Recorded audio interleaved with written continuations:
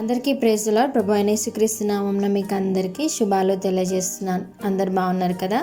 ఈరోజు వాగ్దానము కీర్తనలు 91:15 వచనము. నాకు మొర్రపెట్టగా నేనతనికి ఉత్తరం ఇచ్చేదను. ఆమేన్. ఈ 90వ అధ్యాయము 91వ అధ్యాయము ఎవరి ప్రార్థన అంటే ఇక్కడ మోషే గారు చేసిన ప్రార్థన అన్నమాట.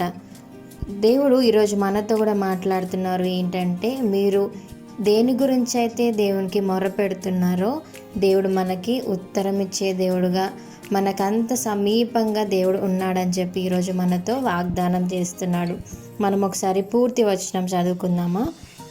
అతడు నాకు మొర్ర పెట్టగా నేనతనికి ఉత్తరం ఇచ్చేదను, శ్రమలో నేనతనికి తోడై ఉండెదను, అతని విడిపించి అతన్ని గొప్ప చేసేదను.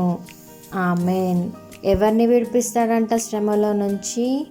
మనం ఒకసారి 14వ వచనంలో చూసుకుంటే, అతడు నన్ను ప్రేమించుచున్నాడు గనుక నేను అతన్ని తప్పించెదను, అతడు నా నామం నెరిగినవాడు గనుక నేను అతనిని ఘనపరచెదను.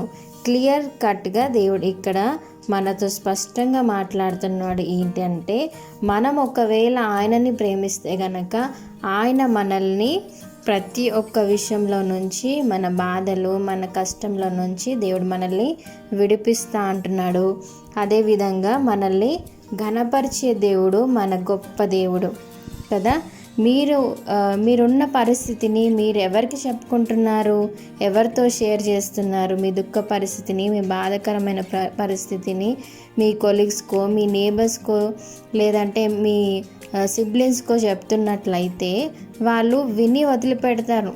అంతేగాని వాళ్ళు మీ మొరను విని వాళ్ళు ఆలకించి మీకేదో ఓన్లీ కన్సర్న్ మాత్రమే చూపించగలుగుతారు తప్ప మీ సిచ్యువేషన్ని ఇంకొక ఇద్దరికి కూడా షేర్ చేస్తారు కదా.